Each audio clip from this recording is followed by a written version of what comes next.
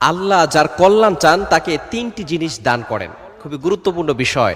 যদি আল্লাহ তাআলা আপনার কল্যাণ চান তাহলে আপনাকে তিনটি জিনিস দান করবেন, এবং এই তিনটি জিনিস পাওয়ার পরে আপনি দুনিয়াতেও শান্তি পাবেন এবং আখিরাতেও শান্তি পাবেন। নাম্বার ওয়ান, এক নাম্বার হচ্ছে, যদি আল্লাহ তাআলা কারো কল্যাণ চান তাহলে আল্লাহ তাআলা তাকে দ্বীনের সঠিক বুঝ দান করে দেন। আমরা সবসময় সঠিক পথে থাকতে চাই, সঠিক পথে চলতে চাই।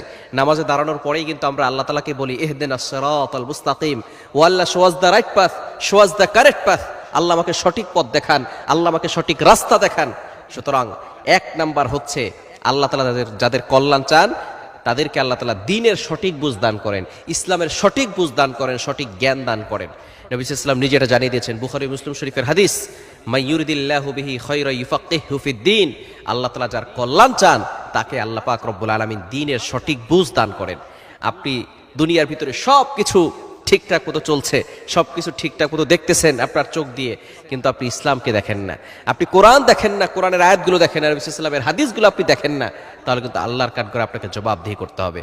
তাহলে এক নাম্বার হচ্ছে, যাদের কল্যাণ আল্লাহ তাআলা চান তাদেরকে আল্লাহ পাক রব্বুল আলামিন দ্বীনের সঠিক বুঝ দান করেন। নাম্বার টু, দ্বিতীয় নাম্বার হচ্ছে, তাদেরকে নম্রতা দান করেন। নম্রতা তার ভিতরে উদ্রেক হয়, সে নম্র একজন মানুষ হয়। নবী সাল্লাল্লাহু আলাইহি ওয়াসাল্লাম কিন্তু আদর্শ মানুষ ছিলেন, তিনি সকলের সাথে ভালো ব্যবহার করেছেন। তিনি কখনো বাচ্চাদেরকে গালিগালাজ করেন নাই, বাচ্চাদেরকে ধমক দেন নাই। তিনি বৃদ্ধ যারা ছিল কারোর সাথেই তিনি খারাপ ব্যবহার করেন নাই, তিনি সব সময় সকলের সাথে ভালো ব্যবহার করেছেন। সুতরাং আমাদের নবী হচ্ছেন সকলের জন্য আদর্শ, তাকে গোটা জাতির জন্য আল্লাহ তাআলা রহমত হিসেবে নাজিল করে দিয়েছেন। আল্লাহ তাআলা নিজেই বলে দিয়েছেন, পবিত্র কোরআনুল কারীম খুলেন, আল্লাহ পাক রব্বুল আলামিন বলছেন 17 নম্বর পারা 10 নম্বর পৃষ্ঠার 6 নম্বর লাইন, সূরা আম্বিয়ার 107 নম্বর আয়াতে আল্লাহ বলছেন, ওয়া মা আরসালনাকা ইল্লা রাহমাতাল লিল আলামিন, I have sent you as a mercy to the world. নবী হে, আমি আপনাকে সমস্ত জগতের জন্য রহমত হিসেবে নাজিল করে দিয়েছি। সুতরাং নবী সাল্লাল্লাহু আলাইহি ওয়াসাল্লাম নম্র এমনভাবে মানুষের সাথে ব্যবহার করত, এই নম্রতা তার ভিতরে ছিল। যদি আপনার ভিতরে এই নম্রতা থাকে তাহলে বুঝবেন আল্লাহ আপনার কল্যাণ চান, আল্লাহ আপনাকে দুনিয়াতেও কল্যাণ দিবেন, আখিরাতেও আল্লাহ তাআলা আপনাকে কল্যাণ দান করবেন। নাম্বার থ্রি, তৃতীয় নাম্বার হচ্ছে, আল্লাহ তাআলা যার কল্যাণ চান তাকে, তার দেহকে, তার সম্পদকে, তার সন্তানদেরকে বিভিন্নভাবে বিপদে ফেলে, এবং বিপদে যখন সে পড়ে যায় তখন সে আল্লাহর কাছে ধৈর্য ধারণ করে, সে সবর করে। ধৈর্য ধারণ করার ফলে আল্লাহ পাক রব্বুল আলামিন তার মর্যাদাটাকে বাড়িয়ে দেন। এটা আবু দাউদ শরীফের 3090 নম্বর হাদিসে রয়েছে। যখন কোনো ব্যক্তির কল্যাণ আল্লাহ তাআলা চান তখন ওই ব্যক্তিকে আল্লাহ পাক রব্বুল আলামিন বিপদ দিয়ে পরীক্ষা করেন, এবং সে যদি ধৈর্য ধারণ করতে পারে, এই ধৈর্য ধারণ করা এটা হচ্ছে অন্যতম একটি বিষয়। অনেক মানুষ দেখবেন বিপদে পড়ার সাথে সাথে আল্লাহ তাআলাকেই গালিগালাজ করে ফেলেন, নাউযুবিল্লাহি মিন যালিক।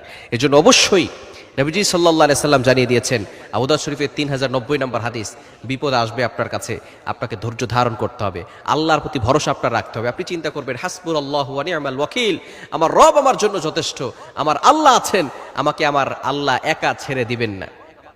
আপনার রব আপনাকে ছেড়ে দেয় নাই, আল্লাহ তাআলা আছেন। আল্লাহ তাআলা নিজে বলছেন সূরা দুহার 5 নম্বর আয়াতে, ওয়ালা সাউফা ইউতিকা রাব্বুকা ফাতারদা, আপনাকে আপনার রব এমন কিছু দিবেন আপনি স্যাটিসফাই হয়ে যাবেন, আপনি সন্তুষ্ট হয়ে যাবেন। আপনার রব আপনাকে ছেড়ে দেয় নাই, এজন্য আল্লাহর প্রতি ভরসা রাখবেন। আল্লাহ তাআলা যাদের কল্যাণ চান এই তিনটি জিনিস তাদেরকে দান করেন। এক নাম্বার, দ্বীনের সঠিক বুঝ তাকে দান করেন। দ্বিতীয় নাম্বার, তাকে নম্রতা দান করেন। এবং তৃতীয় নাম্বার হচ্ছে, তাকে আল্লাহ তাআলা বিপদ দেন, তার সন্তানদেরকে বিপদ দেন, এবং সম্পদের মাধ্যমে আল্লাহ পাক রব্বুল আলামিন তাকে পরীক্ষা করেন এবং সে ধৈর্য ধারণ করে, এবং এই ধৈর্য ধারণের ফলে আল্লাহ তাআলা তাকে মর্যাদায় উন্নীত করে দেন। আল্লাহ তাআলা আমাদের সকলকে এই বিষয়টি বুঝার তৌফিক দান করেন।